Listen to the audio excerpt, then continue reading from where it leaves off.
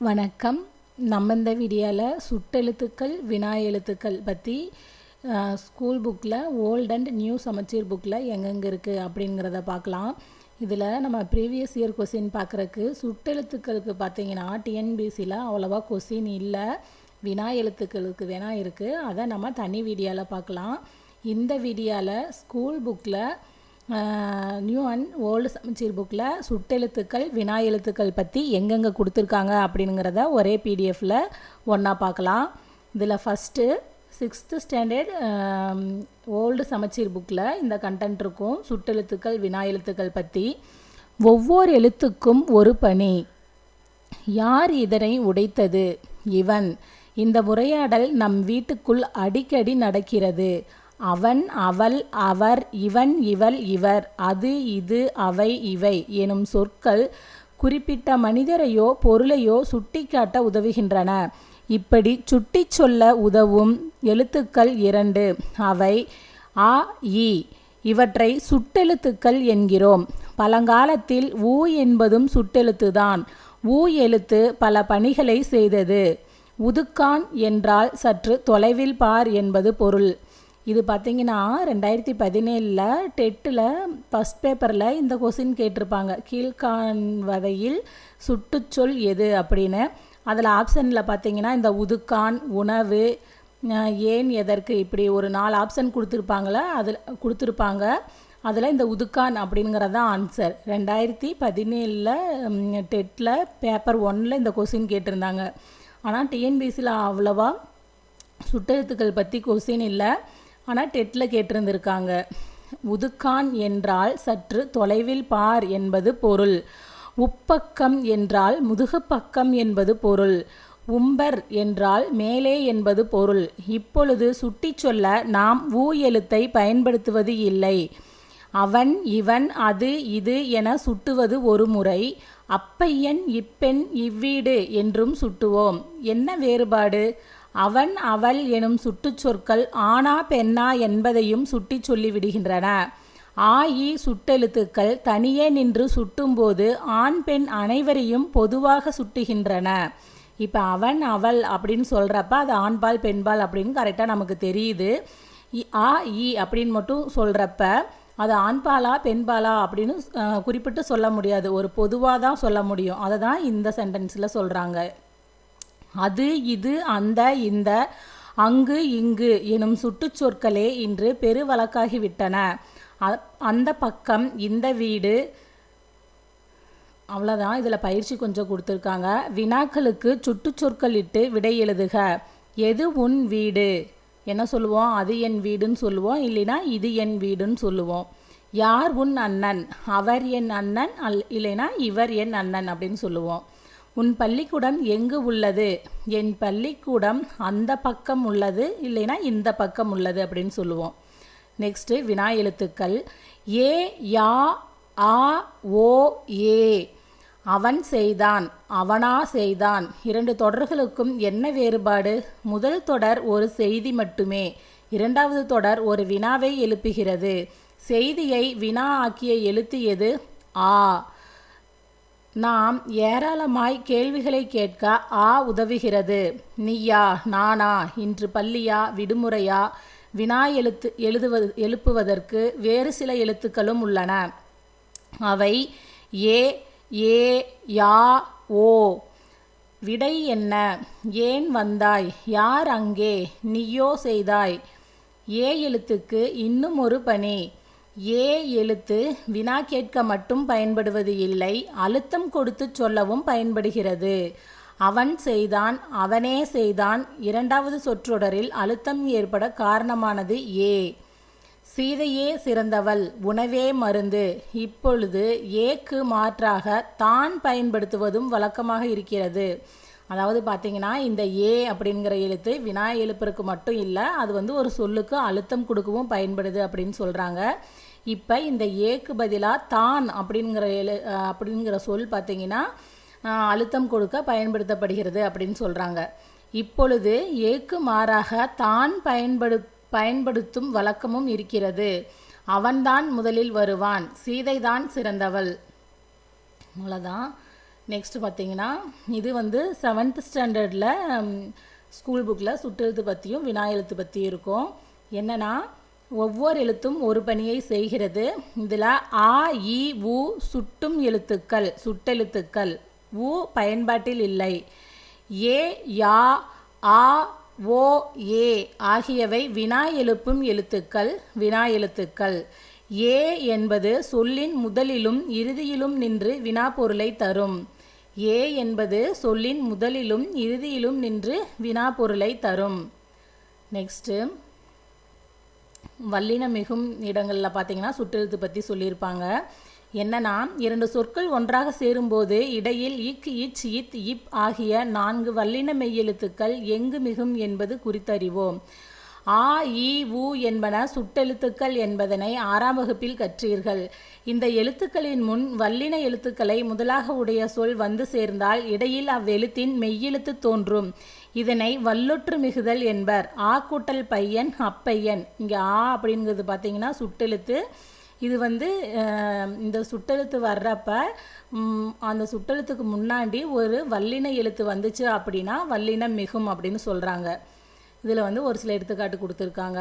ஆ கூட்டல் சட்டை அச்சட்டை, ஈ கூட்டல் தோட்டம் இத்தோட்டம், ஈ கூட்டல் குளம் இக்குளம், ஊ கூட்டல் பக்கம் உப்பக்கம். ஊ எனும் சுட்டெழுத்தானது தற்பொழுது வழக்கத்தில் இல்லை. ஏ எனும் வினா எழுத்துக்கு முன் வல்லின எழுத்தை முதலாக உடைய சொற்கள் வந்தாலும் வல்லினம் மிகும்.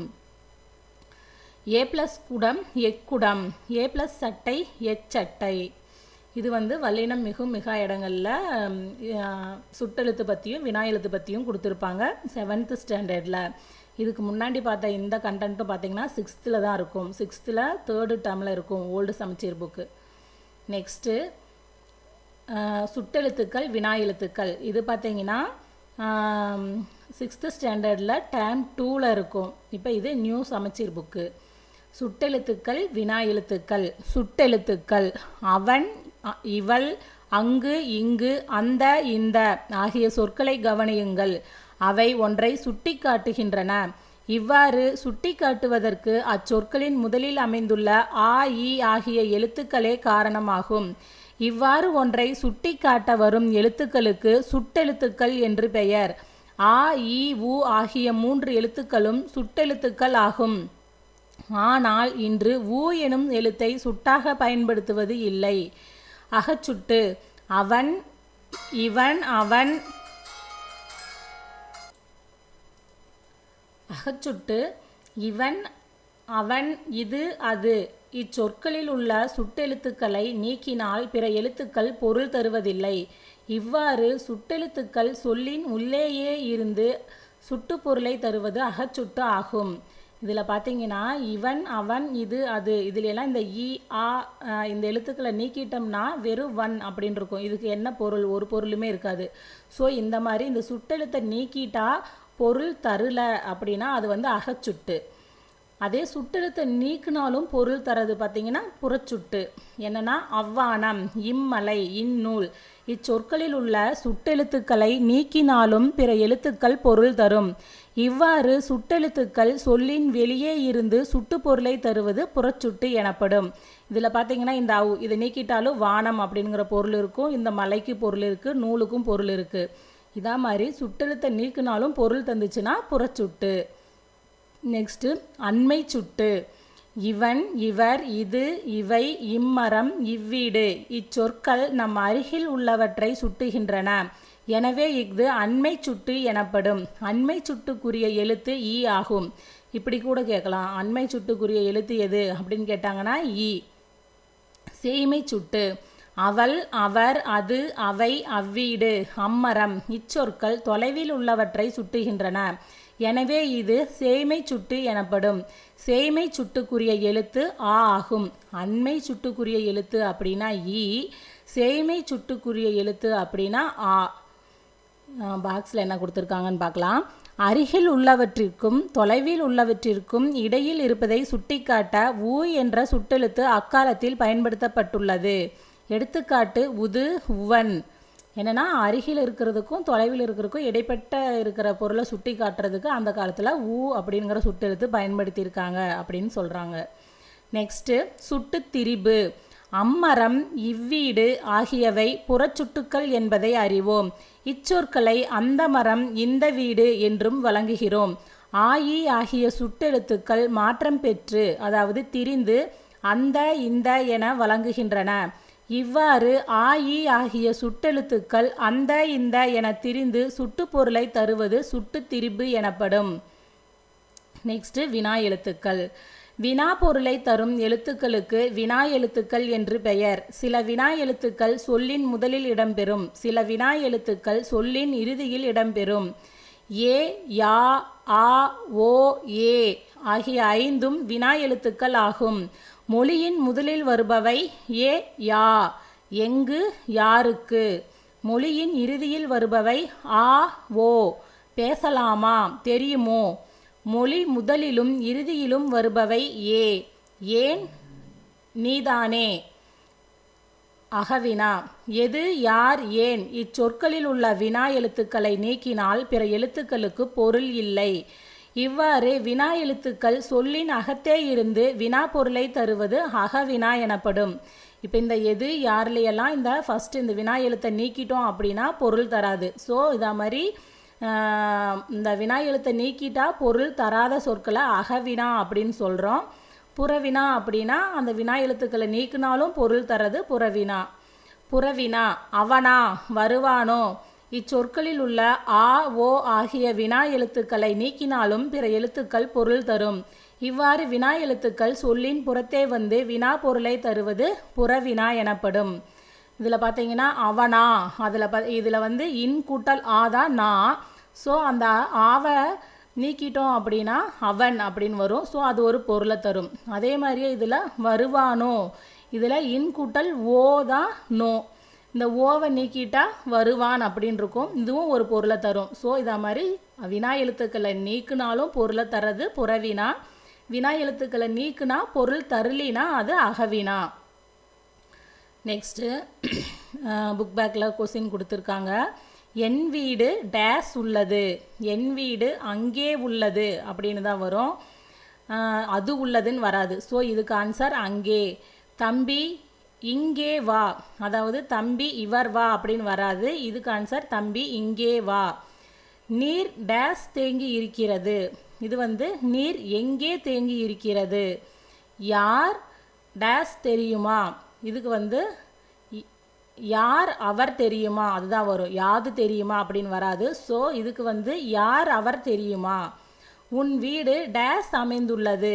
இதுக்கு ஆன்சர் எங்கே அமைந்துள்ளது. இதெல்லாம் நம்ம படித்து பார்க்கும்போதே என்ன ஆன்சர் வரும் அப்படிங்கிறது தெரியும். வினா எழுத்துக்களில் பார்த்தீங்கன்னா மேக்ஸிமம் கொஸ்டின் இந்த மாதிரி தான் கேட்டிருக்காங்க. வினா எழுத்துக்களுக்கான ப்ரீவியஸ் இயர் கொஸ்டின்ஸ் வந்து நெக்ஸ்ட் வீடியோவில் பார்க்கலாம். சுட்டெழுத்துக்களுக்கான கொஸ்டின்ஸ் வந்து இல்லை. ஸோ வினா எழுத்துக்களுக்கான ப்ரீவியஸ் இயர் கொஸ்டின்ஸ் வந்து நம்ம நெக்ஸ்ட் வீடியோவில் பார்க்கலாம். இந்த வீடியோ உங்களுக்கு யூஸ்ஃபுல்லாக இருக்கும்னு நம்புகிறேன். நன்றி, வணக்கம்.